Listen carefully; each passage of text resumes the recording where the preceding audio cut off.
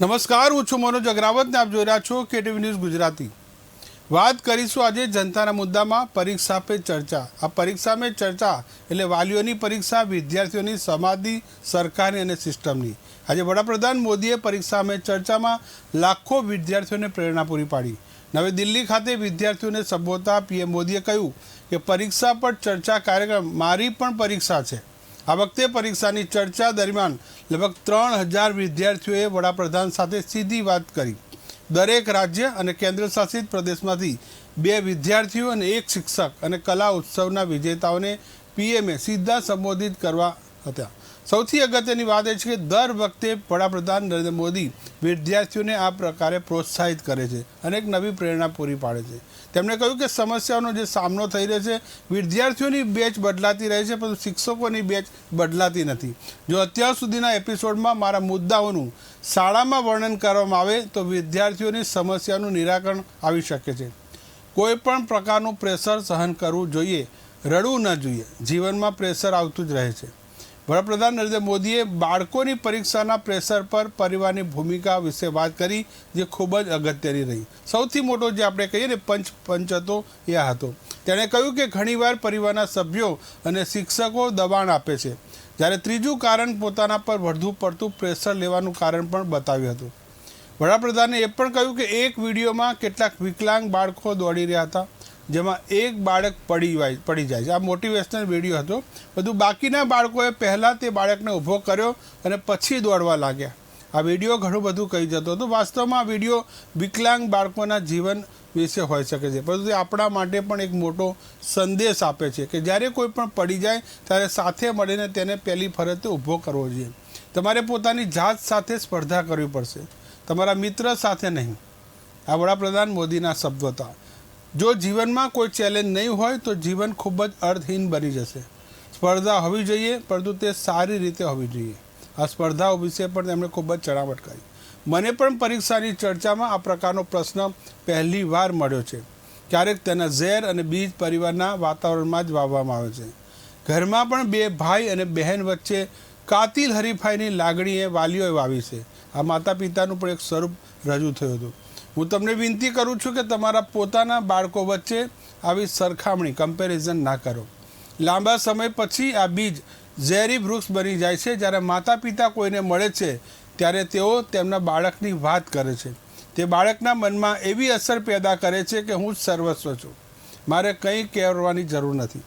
કેટલાક વાલીઓને લાગે છે કે આજે પરીક્ષા હોવાથી તેમના બાળકને નવી પેન મળવી જોઈએ। વધુ મારો આગ્રહ છે કે બાળક એ જ પેન લેવી જોઈએ જે તે રોજ વાપરે છે। તેને તેના કપડાં વિશે પરેશાન ન કરો, તેને પહેરવા દો જે તેણે પહેર્યું છે। પરીક્ષા દરમિયાન તેને આરામદાયક અનુભવ કરાવો, નહીં કે ટેન્શનવાળો। આજે પરીક્ષામાં સૌથી મોટો પડકાર લેખનનો છે, તેથી પ્રેક્ટિસ પર તમારું ધ્યાન રાખો। પરીક્ષા પહેલાં અને તમે જે વિષય જે વાંચ્યું છે તેના વિશે લખો અને પછી તેને જાતે સુધારી લો, કારણ કે જો તમે તરવાનું જાણતા હો તો તમે પાણીમાં જતા ડરતા નથી। જે તમને પ્રેક્ટિસ કરે છે તેને વિશ્વાસ છે કે તે જીતી જશે। તમે જેટલું વધુ લખશો તેટલું વધુ સારું પરિણામ મળશે।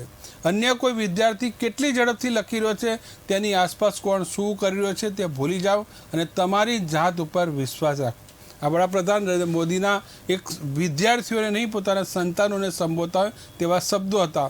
એક કોઈ પીએમ આ પ્રકારના વિદ્યાર્થીઓને સંબોધે તેવા કદાચ વડાપ્રધાન નરેન્દ્ર મોદી આ ચીલો ચાતર્યો છે અને તેમણે પણ આ જારી રાખ્યો છે। આવો સાંભળીએ પીએમ મોદી આજે ટૂંકમાં શું કહ્યું।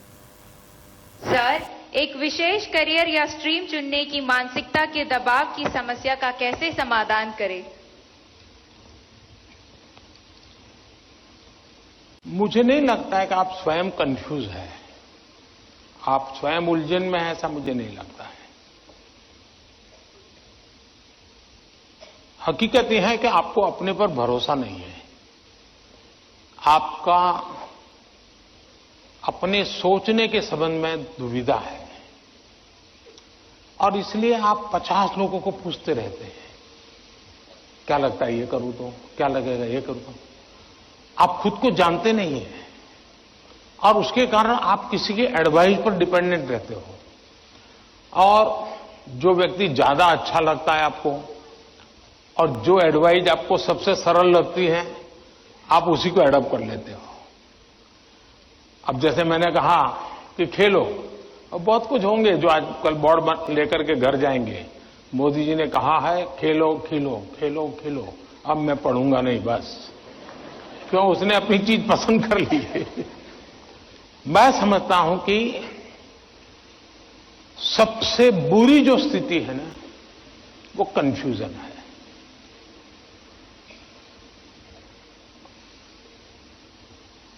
अनिर्णायकता है।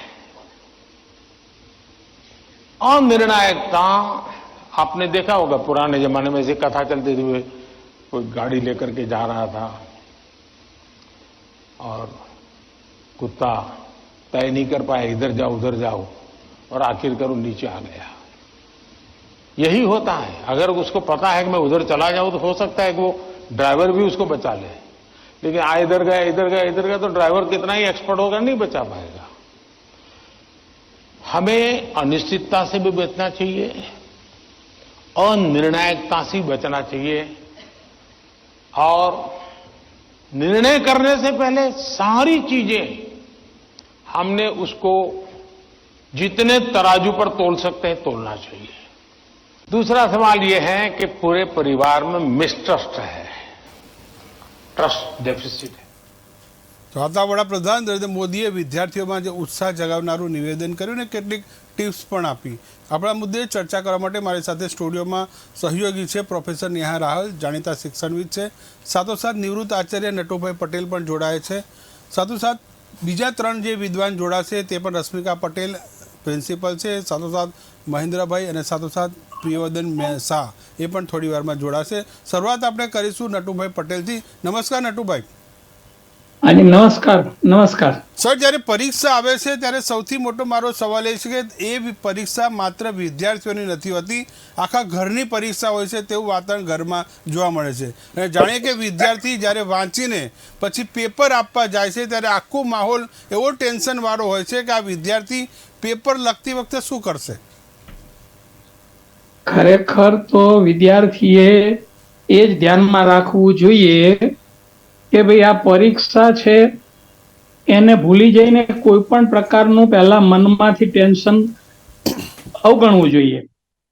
મારું જે અત્યારે જે કામ છે, બસ મારે એક્ઝામ આપવાની છે, તો હું એ એક્ઝામની મારી જે તૈયારી છે એના સંદર્ભમાં કોઈ પણ પ્રકારનું ભવિષ્યનું પરિણામ પહેલા વિચારવાની જરૂર નથી કે હું નપાસ થઈશ, મારું શું થશે।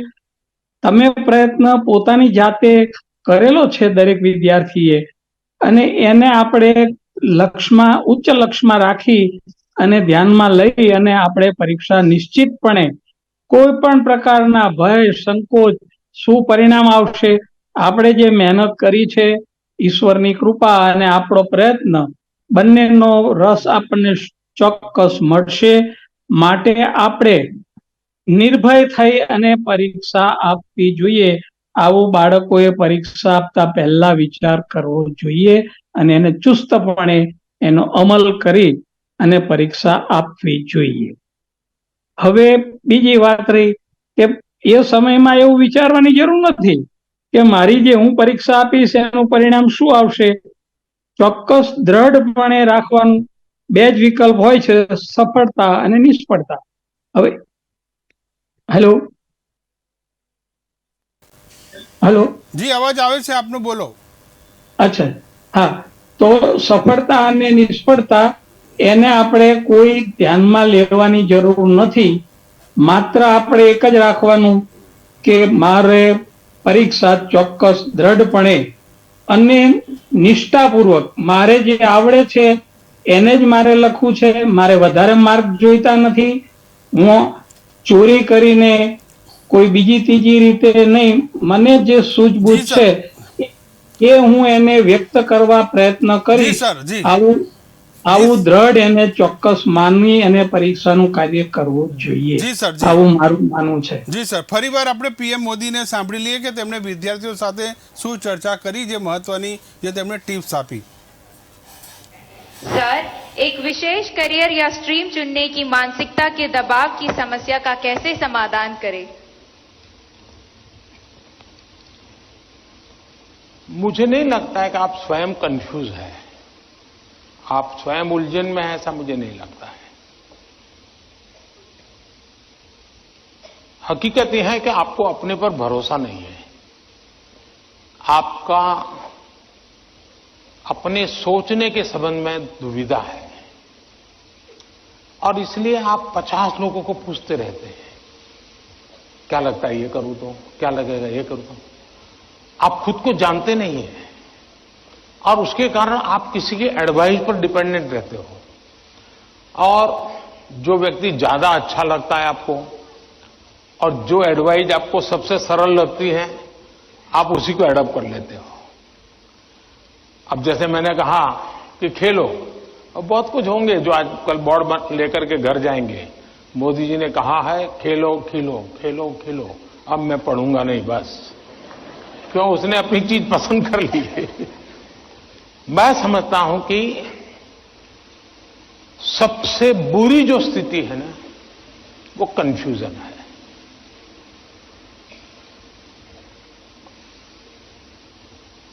અનિર્ણાયકતા है। તો આ પીએમ મોદીના જે શબ્દો છે તેમણે વ્યંગભાવ કરી હતી અને સારી રીતે સમજ્યું કે શિક્ષણનું કેટલું મહત્વ છે। મારી સાથે સ્ટુડિયોમાં જોડાયા છે શિક્ષણવિદ પ્રોફેસર નેહા રાહલ અને શિક્ષણવિદ પ્રિયવર્ધન શાહ। નેહાબેનને પૂછ્યું, નેહાબેન જે આ વાત ફરીથી એ છે કે પરીક્ષાનો માહોલ ખરેખર તો હળવાશ ભર્યો હોવો જોઈએ, તેના બદલે આપણે ભારે ગંભીર વિષય બનાવી દઈએ છીએ કે વિદ્યાર્થી જાણે પરીક્ષા આપવા નહીં પણ એક યુદ્ધ લડવા જતો હોય તેવું આખું ચિત્ર આપણે ઊભું કરતા હોઈએ છીએ। હું જે મને સાંભળી રહ્યા છે, ખાસ કરીને બાળકોના જે વાલીઓ છે, એને એક અપીલ કરું છું કે શિક્ષણ એટલે શું, તો એ જીવન જીવવાની કલા છે, માત્ર પુસ્તકીયું જ્ઞાન નહીં, માત્ર ગોખણ પટ્ટી નહીં, માત્ર એક જેને કહેવાય ને કે પાડોશીના દીકરાએ સાયન્સ લીધું એટલે મારા દીકરાને સાયન્સ જ ફેકલ્ટીમાં નાખો, ગમે એમ કરીને એની કેપેસિટી હોય કે ન હોય। અને બીજું એ કે અત્યારે દરેક મા બાપો પોતાના બાળકને એવા સંસ્કારો આપે છે કે આ તારે કોમ્પિટિશનમાં ઉતરવાનું જ છે ફરજિયાત, અને તારે 80% 90% લઈને જ આવવાનું છે, કારણ કે એ કાકાનો દીકરો ડોક્ટર થયો એટલે આપણે ડોક્ટર જ થવાનું। એટલે આ જે દેખાદેખી છે એમાંથી આપણે બહાર આવી જવું જોઈએ, અને ખાસ કરીને જે પાયાના જે સંસ્કારો જે આપણે કહીએ છીએ, પાયાનું જ્ઞાન કહીએ છીએ, બરોબર, ગણિત, વિજ્ઞાન અને ગુજરાતી અથવા તો જે કઈ ભાષામાં આપણે વિચારતા હોય, જે કઈ ભાષામાં આપણે સ્વપ્ન જોતા હોય, જેને કહેવાય કે માતૃભાષા, જો આપણો પાયો માતૃભાષામાં આપણે એમાં જ આપણે ગુજરાતી છીએ એટલે ગુજરાતી મીડિયમની હું વાત કરું છું, તો ગુજરાતી મીડિયમમાં જ તમારે તમારા બાળકોને ભણાવવા જોઈએ, અને એનું ઇંગ્લિશ પણ એટલું જ સારું હોય એ બરોબર છે, કારણ કે આજે આપણે ગર્વપૂર્વક કહીએ છીએ કે આપણા ગુજરાતી જે છે એ આખા વિશ્વમાં ફેલાયો છે। કેમ? કારણ કે આપણને આપણું જે સર્વગ્રાહી વિકાસ થવો જોઈએ એ થાય છે, પણ આપણે ખત્તા ક્યાં ખાઈ જઈએ છીએ? ઈર્ષા, દ્વેષ, અદેખાઈ, બદલો લેવાની ભાવના, દેખાદેખી, અને માતા પિતા અત્યારની જે નવી પેઢી આવે છે ને શિક્ષકોની, એનામાં પણ ઘણી બધી તાલીમનો અભાવ હોય છે। એ લોકો જેમ આપણે નોકિયા ડબલું વાપરતા હતા, એ પછી એન્ડ્રોઈડ વાપર્યો, એ પછી આઈફોન વાપરતા થઈ ગયા, તો એ મોબાઈલમાં આપણને અપગ્રેડ જોઈએ છે, શિક્ષકોમાં ક્યાંય અપગ્રેડ થતું નથી। એ લોકોને તાલીમની જરૂર છે, એ લોકોને રિફ્રેશર કોર્સ કરવાની જરૂર છે। પીએચડી કરીને તમે એનો ઇન્ક્રીમેન્ટ વધારી દો એવું ના ચાલે। જી નેહાબેન, ફરી આપણી પાસે આપણી સાથે પ્રિયવર્ધનભાઈ પર છે। પ્રિયવર્ધનભાઈ, આજે જે પીએમ મોદીએ એક વાત જે સરસ કીધી, કદાચ સ્વાભાવિક હોય, તેમણે કીધું કે વિદ્યાર્થીઓની બેચ બદલાય છે પણ શિક્ષકોની બેચ બદલાતી નથી। મોદી સાહેબે એવું પણ કહ્યું કે પેલા છોકરાને કે તો કન્ફ્યુઝનમાં નથી, અને છતાં પછી અને છેલ્લે તો એવું જ સાબિત કરે છે કે કન્ફ્યુઝનમાં છે। સમજાવ્યું નહીં મને એમની એ મોટી વાત, પણ મારે કહેવાનું એ છે કે બેઝિકલી આખો પાયો, શિક્ષણનો પાયો એ એટલો નકામો થઈ ગયો છે કે બધાને રોબોટ બનાવે છે। આ જે રોબોટ બનાવવાની જે સિસ્ટમ ચાલી થઈ ગઈ છે એના હિસાબે બાળક એનું સ્વતંત્ર વ્યક્તિત્વ વિકસાવી શકતો જ નથી, અને એના હિસાબે જે બેને કહ્યું કે કોમ્પિટિશન થઈ ગઈ, જેલસી થઈ ગઈ, આ મારો બાળક પહેલો નંબર કેમ નહીં, 90% ઉપર કેમ નહીં, મેડિકલમાં જવું હોય તો 92% જોઈશે જ, હવે આ બધી વસ્તુમાં બાળકને જે ફસાઈ દેવામાં આવે છે એના હિસાબે બાળક પ્રેશરમાં પણ આવે છે અને પછી એને એમ થાય છે કે હું હવે આ નહીં કરું તો શું થશે, અને એમાં ઘણી વખત સ્યુસાઇડના કેસ થાય છે. હું 1 વર્ષ યુએસએમાં ભણ્યો સાહેબ, એક જ વસ્તુ ત્યાં આગળ મને જોવા મળી કે બેઝિક પાયો એટલો પરફેક્ટ બને, છોકરાએ જાતે જ શીખવાનું. હવે તો બધું ચાવેલું એના મોંમાં મૂકે છે. એટલે ભાઈ તમે ચાવેલો કહ્યો એના મોંમાં ના મૂકો, એને એની જાતે શીખવા દો. સિસ્ટમ જ નથી. આખી એક વસ્તુની અંદર ગોખાવાનું અને આવી રીતે આખું એક શિક્ષણ રહ્યું જ નથી. હું તો એમ કહું છું કે બેઝિકલી શિક્ષણ રહ્યું નથી અને ફક્ત લોકોને બસ ગમે તેમ કરીને મારી મચડીને બસ કોલેજમાં મોકલો, એન્જિનિયરિંગમાં મોકલો, મેડિકલમાં મોકલો, આ જ વાત થઈ રહી છે. મેડિકલમાં ગયા પછી કે એન્જિનિયરિંગમાં ગયા પછી પણ એના કોન્સેપ્ટ ક્લિયર નથી હોતા. અમારે ત્યાં એન્જિનિયર્સો બધા આવે છે, પોતે બિલ્ડર પણ છું, તો અમે જોઈએ છીએ કે એ એન્જિનિયર થઈને આવ્યા પછી એને બેઝિક વસ્તુ જ ખબર નથી હોતી. અમારે સમજાવવું પડે છે. હવે આ આખી એક વસ્તુની જે પરિસ્થિતિ છે, ગંભીરતા ત્યાં જોવાની છે. મા બાપોને ખરેખર ટ્રેન કરવાની જરૂર છે, શિક્ષકોને ટ્રેન કરવાની જરૂર છે, અને એ હિસાબે એ કંઈક થશે તો બાળકો પર ઓટોમેટિક સ્ટ્રેસ ઘટશે. બાળક તો બિચારું સ્ટ્રેસમાં નથી ખાતું નથી પીતું. અત્યારે આ જે પ્રોગ્રામો ચાલી રહ્યા છે અથવા મોદી સાહેબે જે લેક્ચર આપ્યું હશે એ કેટલા બાળકોએ સાંભળ્યું હશે? એ ભણતો જ હશે. એ એવું કંઈ ના હોય કે ભાઈ પીએમ લેક્ચર આપવાના છે એટલે આપણે સાંભળી લઈએ, આપણે ઉદ્ધાર થશે. કારણ કે અમને ખબર છે કે આમાં ઉદ્ધાર નથી થવાનો, મારે તો 92% લાવવાના છે. અને એ પરિસ્થિતિની અંદર આખી એક પરિસ્થિતિ, વિચિત્ર પરિસ્થિતિ આપણે ઊભી કરી દીધી છે. જી, ફરી આપણી પાસે આપણી સાથે નટુભાઈ પટેલ પણ જોડાયા છે. નટુભાઈ, વાત એ આપણે કરીએ છીએ કે ભૂતકાળમાં પણ પરીક્ષાઓ તો આજકાલની નથી. પરીક્ષાઓ તો વર્ષોથી લેવાતી આવી છે અને હજુ પણ લેવાતી રહેશે. પણ સમય છે, પરીક્ષા પદ્ધતિમાં જે ચેન્જિંગ આવ્યો છે, બદલાવ આવ્યો છે. જે કદાચ પહેલાંના સમયમાં પ્રેશર હતું કે નહીં એ ખબર નથી, હાલના સમયમાં તો પ્રેશર એટલું બધું છે.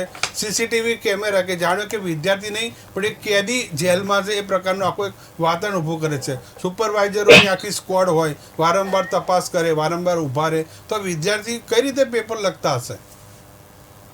આ સંદર્ભમાં હું આપને અને આપના માધ્યમ દ્વારા હું લોકોને જણાવવા અને માંગુ છું કે હું જે સ્કૂલમાં આચાર્ય હતો ત્યારે મેં પરીક્ષા પદ્ધતિની અંદર જેમ બધા વર્ગોની અંદર સુપરવાઇઝરો હોય, એ પરીક્ષા શરૂ થતી હોય એટલે એ પ્રમાણે તારે આ વર્ગમાં જવાનું, તારે આ વર્ગમાં જવાનું. એ સમયમાં હું એ બાળકોને મેં બહુ જ સારી રીતે અને આ રીતે કહ્યું કે જે વિદ્યાર્થીઓએ પોતે પ્રમાણિકતાથી પરીક્ષા આપવી હોય એ વિદ્યાર્થીએ પોતાનું નામ પોતાના વર્ગ શિક્ષકને લખાવવું અને એ પરીક્ષા દરમિયાન કોઈ પણ પ્રકારનો ખાલી શરૂઆતમાં પેપરની વહેંચણી, સપ્લિમેન્ટરી, આ તે જે પ્રાથમિક જરૂરિયાત છે એ પૂરી કરવા માટે આપણે બાકીના વર્ગની અંદર પછી કોઈ પણ વિદ્યાર્થીએ ચોરી કરવી નહીં. અને વિદ્યાર્થી ઘણીવાર શું કરે છે અથવા પોતે ખોટા ગેરમાર્ગે એ રીતે દોરે, મારો બાજુવાળો મારા કરતા ઓછો હોશિયાર હતો તો પણ એને વધારે માર્ક આવ્યા, કારણ કે એને કાપલી કાઢી અને એના પ્રમાણે એનું મૂલ્યાંકન કર્યું. એટલે હું પોતે મારો પોતાનો અને મેં બાળકોમાં સારો એવો પ્રયાસ કરેલો અને મને ભગવાનની કૃપા અને બાળકોનો પણ પ્રયત્ન સારો હતો કે મારા ત્યાં 25% વધારે એટલે કે લગભગ 35% જેટલા વિદ્યાર્થીઓ પ્રમાણિક વર્ગ રીતે જોઈન્ટ થયા હતા ત્યારે, અને એ પ્રમાણે એમને ખૂબ સારું પરિણામ મળેલું. આજે એ વિદ્યાર્થીઓ મળે છે ત્યારે એમ કહે છે કે સાહેબ તમે જે શીખવાડેલું કે પ્રમાણિકતા એ મારા જીવનની અંદર આજે પણ ઉપયોગી છે. અને હમણાં સાહેબે જે એક વાત કરી કે આપઘાત, અરે ભાઈ તમારે આમાં ક્યાં ગભરાવાની જરૂર છે? શું આપણું જીવન લૂંટાઈ ગયું છે? ફરી પ્રયત્ન સારો કરશો તો 100% તમે સફળતા પામશો. અને માત્ર માણસે પરીક્ષાના ભયથી ખોટા એમાં પછી બાળકો સાહેબે કહ્યું પ્રમાણે શિક્ષણની સાથે સાથે આવી એનામાં બદરુચિ પણ આવી જાય છે કે આણે ચોરી કરીને એને એટલા આવ્યા એટલે હું કાલેથી વધારે ચોરી કરવાના પ્રયાસો કરું. એના બદલે પ્રમાણિકતાથી અને પોતાની માનસિકતાથી જ પરીક્ષા આપવી જોઈએ. પરિણામ જે મળે તે એ આજે નહીં તો કાલે પણ પરિણામ સારું મળશે અને મળશે જ. આવું હું પ્રમાણિક વર્ગ દરેક પોતે નિર્ભયતાથી પરીક્ષા આપે, મને આવડે છે એ હું વ્યક્ત કરું સારી રીતે, અને ગભરાટમાં કોકનું જોઈને અષ્ટમ પષ્ટમ ન લખે, આવી મારી પોતાની પ્રયત્ન હતો. અને એમાં ઈશ્વર કૃપા અને બાળકોના સહયોગથી મને ઘણા સારા બાળકો આજે મળે છે, અને એ આ રીતે યાદ કરે છે કે તમે જે આ ગુણ આપેલો કે નિર્ભયતાથી પરીક્ષા આપવી. પરીક્ષા તો આજે છે, કાલે નથી. બીજી અનેક પરીક્ષાઓ આવે છે, માત્ર ખાલી ભણવાની પરીક્ષાથી આપણું જીવન મૂલ્ય ઊંચું આવે એવું નથી. તમે બીજા તમારા જે સંસ્કારો છે, તમારી મહેનત છે, દરેકે પોતે પોતાની રીતે વિચારવું જોઈએ કે હું મહેનત કરી અને તો જરૂર મને સફળતા મારા જીવનમાં મળશે. આવું મારું વિદ્યાર્થીઓને અને એ સમયમાં વાલીઓને પણ મેં એવું સૂચના કરેલી કે તમે એવો કોઈ દુરાગ્રહ ન રાખો કે મારા છોકરાને કેમ ઓછા માર્ક આવ્યા. તો ત્યારે પરીક્ષા દરમિયાન હું પરિણામ આપતો જ્યારે વિદ્યાર્થીઓને, ત્યારે કમ્પલસરી બાળકોને બોલાવડા, એના વાલીને બોલાવવાના. તમે જુઓ, કારણ કે બાળકો ઘણી વાર એમ કરે મેં લખ્યું હતું પણ સાહેબે માર્ક ન આપ્યા. એટલે આવું પણ ન બને એટલા માટે, અને બાળકોને પણ પોતે સંતોષ થાય નહીં કે બેટા ત્યાં નથી લીધું, આપણે ફરી મહેનત કર તો સારા માર્ક જરૂર આવશે. જી ફરી આપણી પાસે આપણી સાથે નેહાબેન પાસે. નેહાબેન, જ્યારે પણ પરીક્ષાનો સમય આવે છે, વિદ્યાર્થી પરીક્ષા આપવા જાય છે, ત્યારે કેટલાક ઘરોમાં એવા પણ વાલીઓ મેં જોયા છે કે જેટલું આવડે એટલું લખવાનું, ચિંતા નહીં કરવાની, ના આવડે તો પાછું આવતા, પણ કોઈ પણ જાતનું ટેન્શન નહીં લેવાનું. આવા વાલીઓ પણ છે. અને બીજા વાલીઓ પણ એવા છે કે જોજે ગઈ વખતે આ વિષયમાં નપાસ થયો, યાદ છે ને, હવે આવી ફરી ભૂલ ના કરતો. જતાં જતાં પણ એને આ ટોકવાની જે સિસ્ટમ છે એ પણ હજુ આ વાલીઓ કેટલાય જારી રાખે છે. માતા અને પિતામાં બે પ્રકારનું વલણ જોવા મળે છે. બાળક પ્રત્યે જેને કહેવાય કે ઓવર પ્રોટેક્ટિવ ચાઇલ્ડ અને ઓવર રિજેક્ટિવ ચાઇલ્ડ, આ બેમાંથી એકેય બરોબર નથી.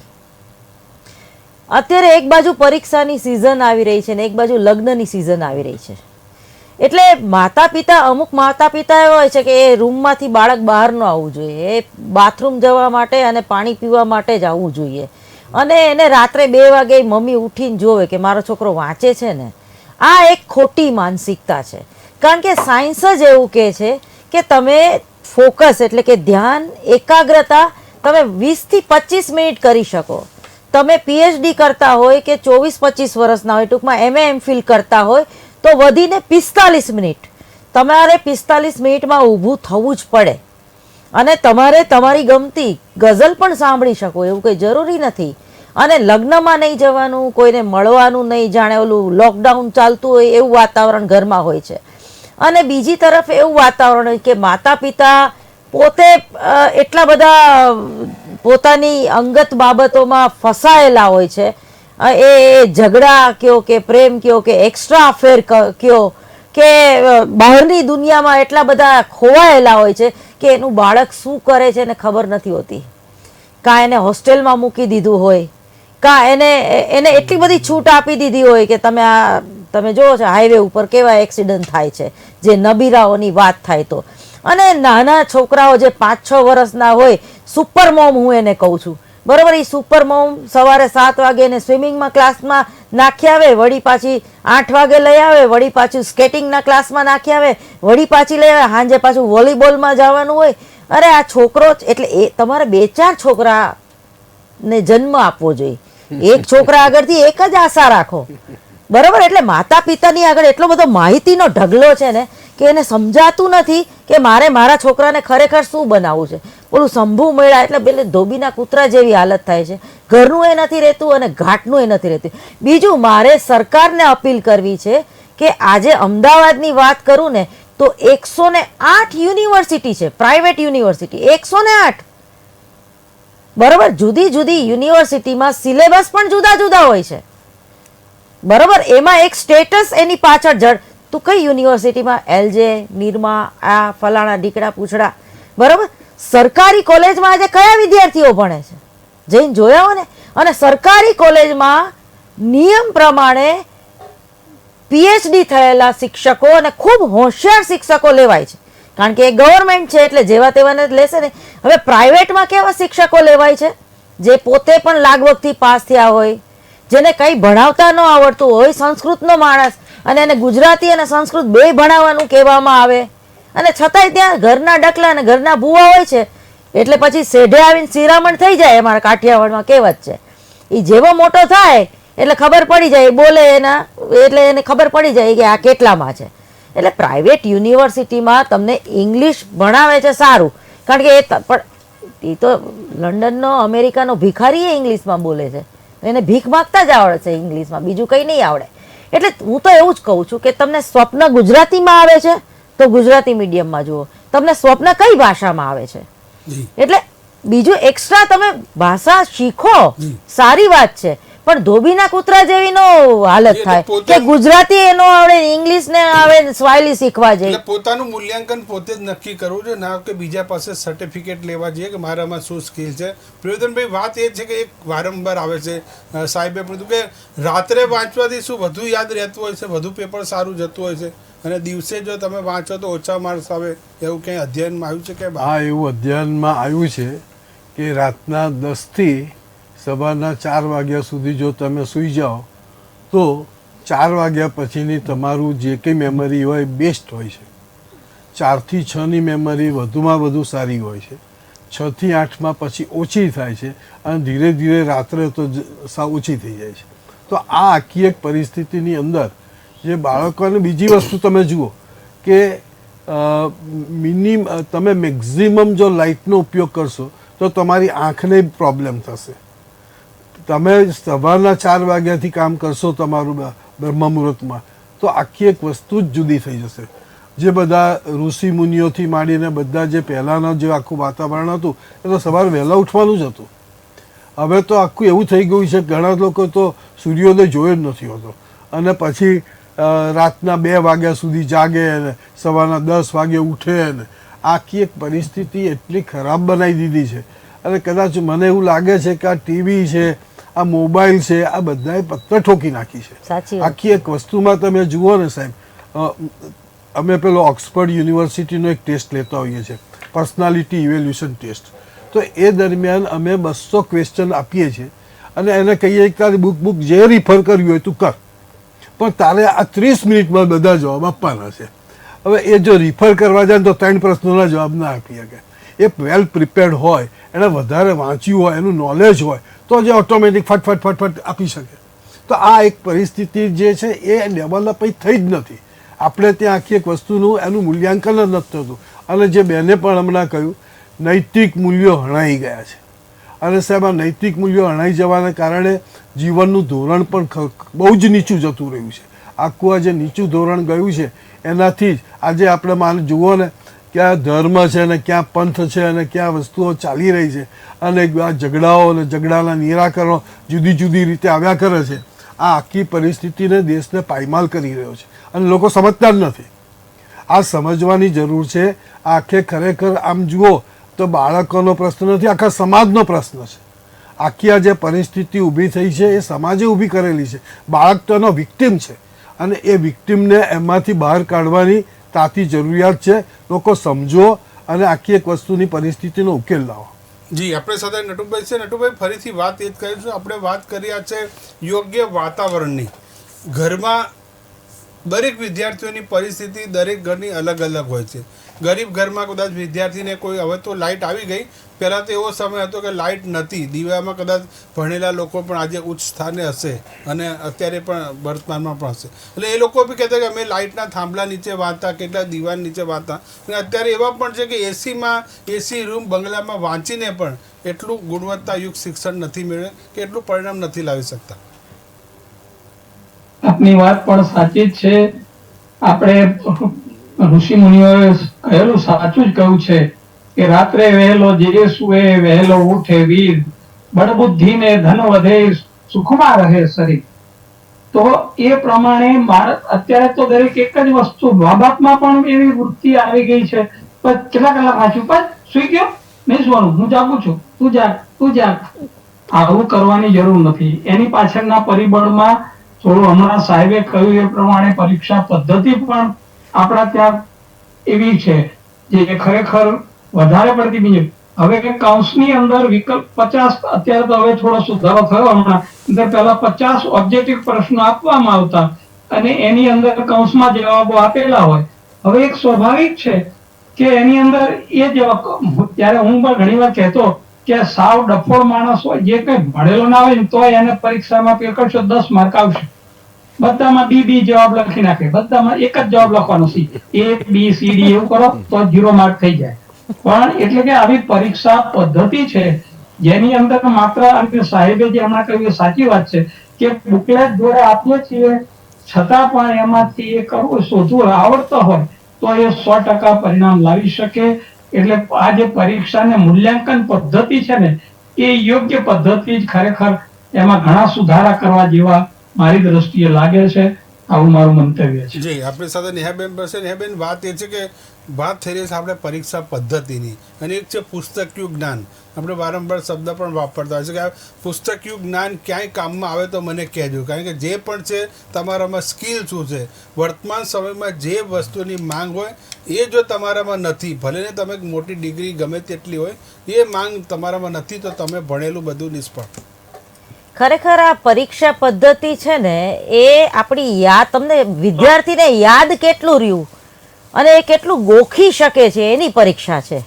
આમાં ક્યાંય કોઈ ક્રિએટિવિટી નથી, ક્યાંય જીવન જીવવાની કલા નથી, અને આજના બાળકોમાં કોઈ ધીરજ છે જ નહીં. એટલે એને ફટાફટ પેપર લખીને બહાર નીકળી જવું, બહાર ખબર નહીં શું કામ છે એને, કંઈ જ કામ નથી હોતું. પણ એક ફોબિયા કે 1.5 કલાકનું, હવે તો 3, પહેલા તો અમે ભણતા ત્યારે 3 કલાકના પેપર હતા. હવે તો એ સેમિસ્ટર સિસ્ટમે તો આર્ટ્સ ફેકલ્ટીમાં દાટ વાળી દીધો છે. જેમ પેલું બાળક હોય એને માતાનું દૂધ આપવામાં ન આવે અને એને તૈયાર પાવડર પીવડાવી દેવામાં આવે, એવી આ પરિસ્થિતિ છે. કોઈ પણ વિષય લઈ લો તમે, સમાજશાસ્ત્ર એટલે શું એને FYમાં વ્યાખ્યા યાદ રાખી હોય, TY સુધી આવતા એ વ્યાખ્યા ભૂલાઈ ગઈ હોય એને. કેમ? બસ એ FYમાં હતું. એટલે આપણી જે પરીક્ષા પદ્ધતિ છે ને, તમે TYમાં એક્ઝામ આપતા હોય ને તો તમને 11મા ધોરણનું એ પૂછી શકાય, 12માનું એ પૂછી શકાય, FYનું એ પૂછી શકાય ને SYનું. એવા વિદ્યાર્થીઓ ટકોરા જેવા કરવા જોઈએ આપણે. પણ સેમેસ્ટર સિસ્ટમમાં શું થાય છે સાહેબ કે એમાં યુવક મહોત્સવે આવી ગયો, એમાં આટલી બધી દુનિયાની રજાઓએ આવી ગઈ, એમાં પાછું કંઈ કોઈ ફેસ્ટિવલ આવ્યો ને એમાં ક્યાંય MOU થયા વગેરે વગેરે વગેરે, એમાં બધા વિદ્યાર્થીઓને ડિસ્ટર્બ કરવામાં આવે છે. અને જે બિચારા PhD થઈને બેઠા છે અને કોઈ ગવર્મેન્ટ કોલેજમાં કે ગવર્મેન્ટ સ્કૂલમાં છે એને વસ્તી ગણતરીમાં મૂકી દઈ છે આપણે, એને આયુષ્યમાન કાર્ડ બનાવવામાં મૂકી દઈ છીએ આપણે. બરોબર? તો આ આપણું ખરેખર આરોગ્ય કેન્દ્ર છે અને આપણી આ જે શિક્ષણ છે એ તદ્દન નિઃશુલ્ક હોવી જોઈએ. એમાં કોઈ કમાવાની વૃત્તિ ન સરકારને હોવી જોઈએ કે ન કોઈ ટ્રસ્ટીને હોવી જોઈએ જેણે બિલ્ડિંગ બનાવ્યું છે, કે ન કોઈ, કારણ કે ટોટલી તમે ફ્રી કરશો ને ત્યારે લોકો ખરેખર શીખતા થશે. કેળવવું એટલે શું, કેળવણી એટલે શું? તો તમારામાં જે ગર્ભિત શક્તિઓ રહેલી છે એને બહાર લાવી. આપણે તો શું કરી છે ના, એ તને ભલે ગિટાર વગાડતા આવડતું હોય, આપણે ગિટારનું કામ નથી, ગિટારથી તને 1.5 લાખ પગાર નહીં મળે, તારે તો IT ડિપાર્ટમેન્ટમાં જ જવાનું છે. આપણે એને મારી નાખી હતી. 3 ઇડિયટ પિક્ચર આપણે બધાએ જોયું જ છે. એમાં જે પરિસ્થિતિ છે એ હકીકત છે. અને હવે વિદ્યાર્થીઓને નાનો હોય ત્યારે આપણે પેલું સ્વામિનારાયણમાં માનતા હોય તો શિક્ષા પર જુઠ્ઠું ન બોલવું, ચોરી ના કરવી, આમ તેમ ફલાણું ઢીકણું, બરોબર. અને પછી એ જ્યારે ડોક્ટર થઈને બહાર નીકળી છે ને એટલે પેલો આંખની ટ્રીટમેન્ટ માટે આવ્યો છે ને, ખાલી એને B12ની ઇન્જેક્શનની જરૂર છે ને, એની આંખ કાપી નાખો, બેહાડી દો, એની આગળ પૂછવાનું પેલા તારી આગળ ઇન્સ્યોરન્સ છે. એટલે આ આખું વિષ ચક્ર છે સાહેબ, આ વિષ ચક્ર છે આ. એટલે પછી ભ્રષ્ટાચાર થશે જ. જી, આપણે પ્રિયોદનભાઈ કહેવા માંગે છે, પછી રશ્મિકાબેન આપણી સાથે જોડાય છે, એમની પાસે જઈશું. પ્રિયોદનભાઈ, આમ જુઓ ને તો સ્કૂલમાં કોઈ શીખવાડતું જ નથી. 60% સ્ટુડન્ટ ક્લાસીસમાં જાય છે. તો મને વિચાર એ થાય છે કે આ શિક્ષકો કરે છે શું કે બધા ક્લાસીસ જોડવા પડે છે. એટલે એક આ પ્રશ્ન છે. બેને જે પણ એ મા બાપનું એવું આગ્રહ નથી હોતો કે ટ્યુશન ક્લાસીસ ફરજિયાત જવાનું જેવું?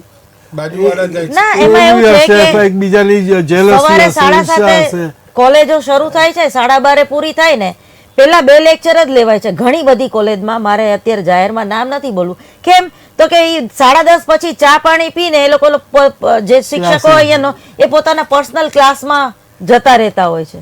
ખાલી પટાવાળો અને પ્રિન્સિપાલ 2 હાજર હોય છે. જી. અને જે થ્રી ઇડિયટ ની જે તમે વાત કરી જી. એ વાંગડુને મારે મળવાનું થયેલું. જી ક્યાં વાત? સોનમ બાન.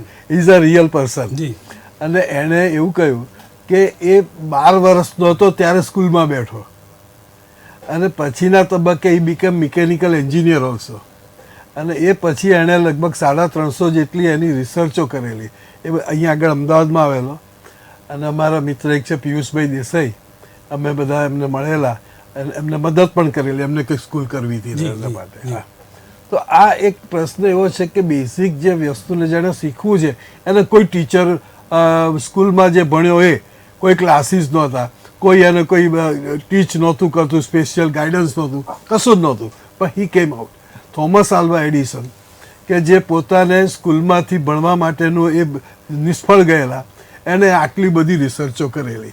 તો આ એક વ્યક્તિ એવું જરૂરી નથી કે તમે જીવનની અંદર ક્યાંક ફેલ થાવ. હમણાં જ પેલો 12મી ફેલ વાળું એક પિક્ચર કંઈક આવેલું, તો એ 12મી ફેલના પિક્ચરમાં એવોર્ડ મળ્યો અત્યારે 60 ફિલ્મફેર એવોર્ડમાં. એવોર્ડ મળે. જી. હવે તમે વિચારો કે જે વ્યક્તિને ભણવું છે અથવા જેને પોતાની જાતને વિકસાવવી છે તો એ પોતાની જાતે ઘણું કરી શકે છે અને એ બાળકે પોતે જ કરવાનું છે. જી, જી. એના માટે જો એ ટીચર ઉપર કે પેરેન્ટ્સ ઉપર આધાર રાખતો થશે તો નિષ્ફળ જશે. જી એટલે કહી શકાય કોઈ વાલી આપણને માર્ગદર્શન આપી શકે પણ તૈયાર તો અંતે આપણે જ પોતે જ થવાનું થવાનું છે. છે. પછી આપણી સાથે રશ્મિકાબેન પણ જોડાયા છે. નમસ્કાર રશ્મિકાબેન. હા નમસ્કાર. જી આપણે જે ચર્ચા કરી રહ્યા છે હાલના સાંપ્રત શિક્ષણ વ્યવસ્થાની ને આજે જે પરીક્ષા પે ચર્ચા જે આપણે કરી રહ્યા છે તમામ લોકો કે જે વિદ્યાર્થીઓને કામમાં આવી શકે.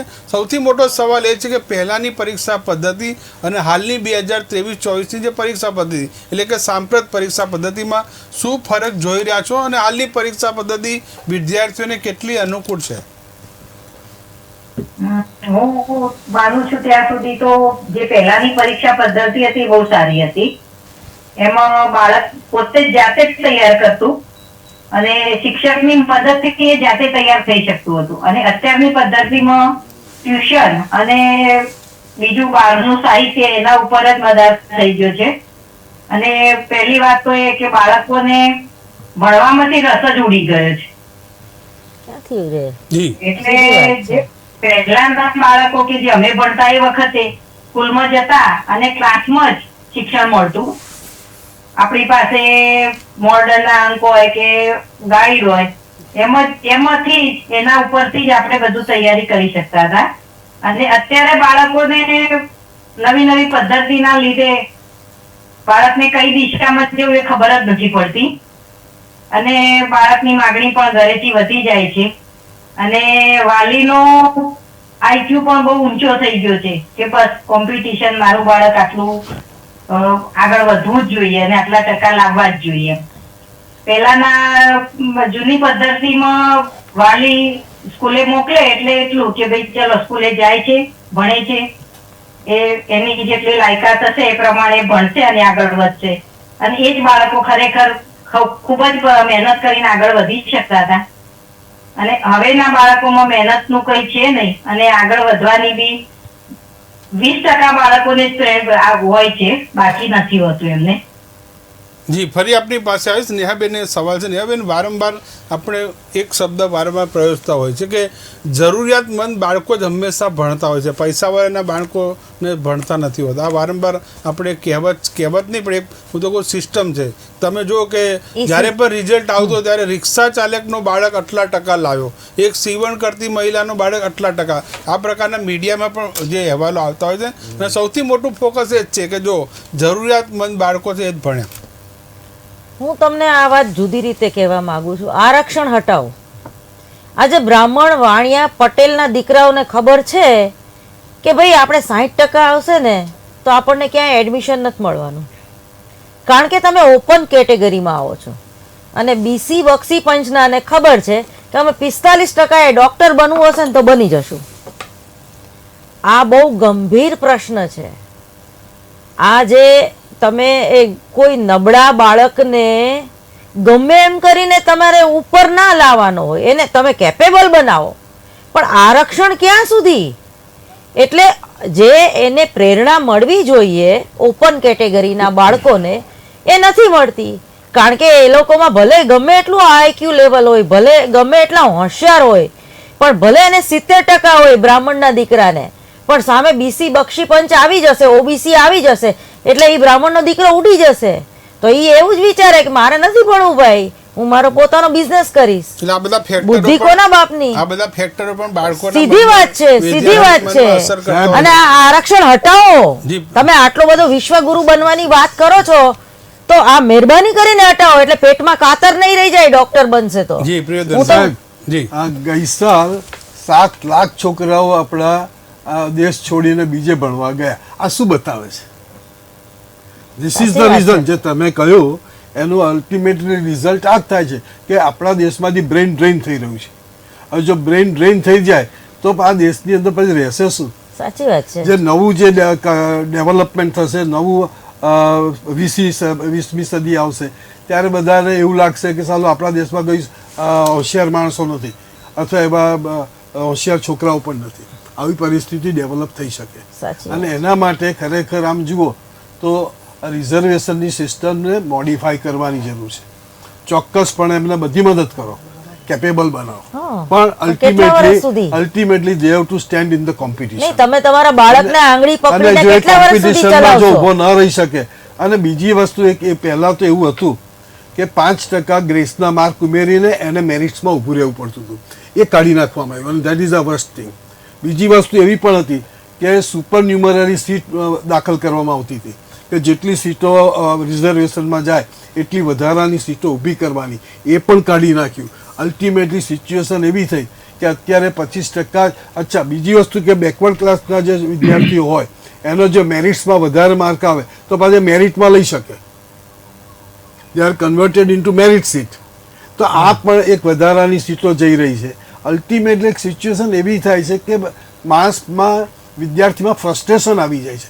એમાં બીજું બે ચાર માર્ક માટે, એક માર્ક માટે જે છોકરો રહી જાય એની હાલત શું થતી હશે? એ વિચારો તો આપણને એમ થાય કે સાલું આ તો બહુ ખોટું જ થઈ રહ્યું છે. જી જી તો આખી એક માણસો પરિસ્થિતિ આપઘાત કરે છે. જી, આપણી આપઘાત સાથે- કરે છે, ઓફકોર્સ. જી આપણી સાથે નટુભાઈ પણ જોડાયા છે. નટુભાઈ, હવે વાત આપણે છે કે આજની એજ્યુકેશન સિસ્ટમની જે આપણે ચર્ચા કરી આજે ને પુસ્તકીય જ્ઞાનની, આજનો જે અભ્યાસક્રમ છે તે વિદ્યાર્થીઓને કેરિયર બનાવવામાં અને કારકિર્દી બનાવવામાં, આગળ નોકરી રોજગાર ધંધામાં કેટલી મદદરૂપ થઈ શકે?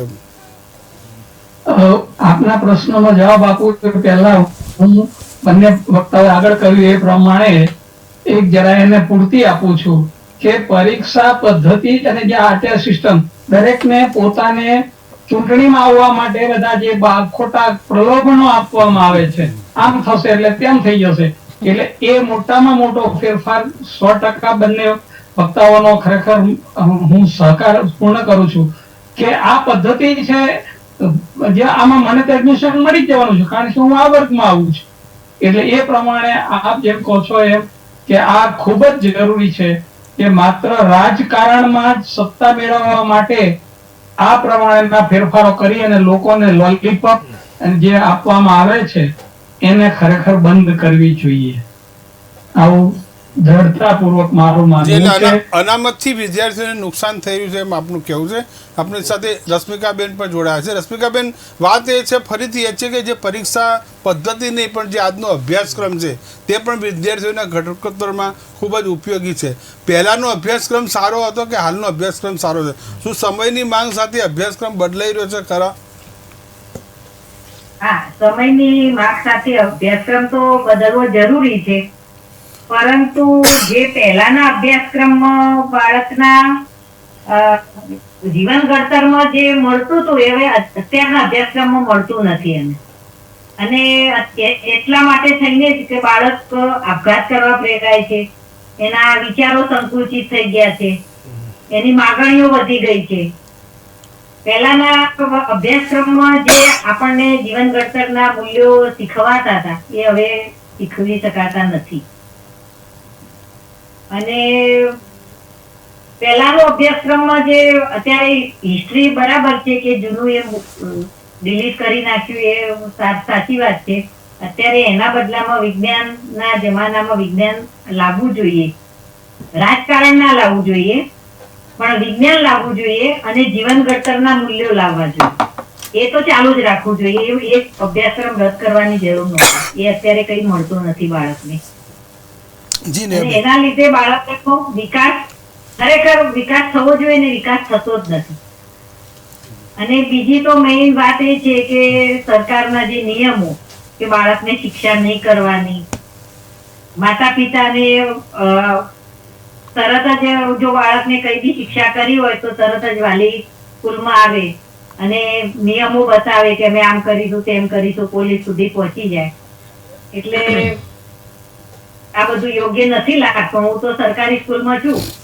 અમારી સ્કૂલમાં બી નિયમ તો બધે સરખા જ લાગે છે, પરંતુ અમારા વાલી જે વર્ગમાંથી આવે છે ને એ એવું જ કહે છે કે ટીચર આ અમારા બાળકને તમે મારજો પણ ભણાવજો. હવે રશ્મિકાબેન આપને એક સવાલ પૂછું. તમે સરકારી સ્કૂલમાં ભણાવો છો, આચાર્ય છો. સરકારી સ્કૂલની જે બાળકોની ગુણવત્તા અને ખાનગી શાળાની ગુણવત્તા શું ફરક છે કે? 100%. અમારા ખાનગી સ્કૂલમાંથી અમારી સ્કૂલમાં જે બાળક એડમિશન લે છે ને બીજા ધોરણમાં, ત્રીજા ધોરણમાં, ચોથા ધોરણમાં, એને વાંચતા લખતા જ નથી આવડતું હતું. બોલો લો, પતી ગયું. તો ફીસ એની ભરી હશે ખાનગી સ્કૂલમાં? વાલીઓએ ફીસ એની ભરી હશે બાળકોને ભણાવવાની?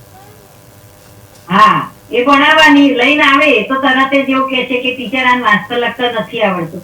અને અમારી બાજુમાં કે સરકારી સ્કૂલમાં જતો બાળક છે ને એને કે બધું વાંચતા લખતા આવડે છે ને એટલે કે અમે તમારી સ્કૂલમાં એડમિશન લેવા આવ્યા છીએ.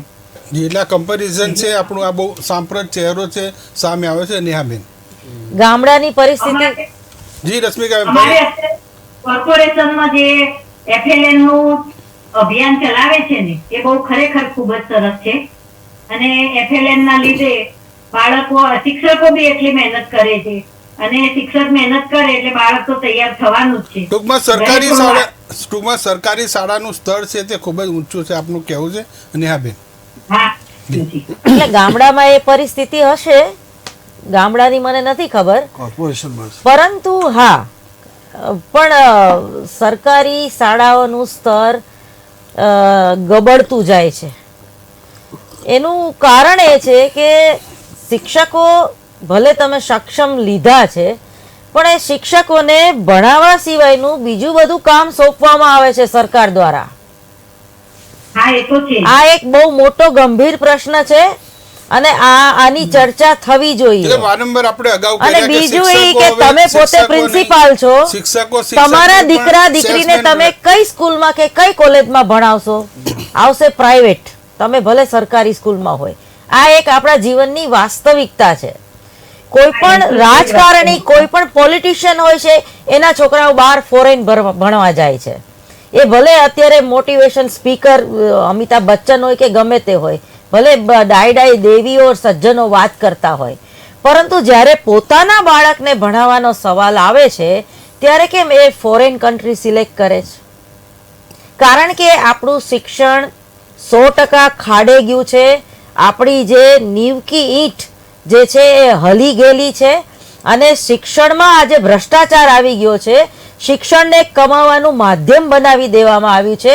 આજે ગુરુકુલ પ્રથા લુપ્ત થતી જાય છે અને આજે જે શિક્ષકો પ્રોફેસરો છે એ અપગ્રેડ નથી થતા. એ લોકોને એમ છે કે અમે PhD થઈ ગયા એટલે હવે અમને આ કોણ હટાવી શકવાનું છે, અમને પેન્શન આજીવન, અમે 70-80 વર્ષના ડોસા થાશું તોય અમને સરકાર તો આપશે જ.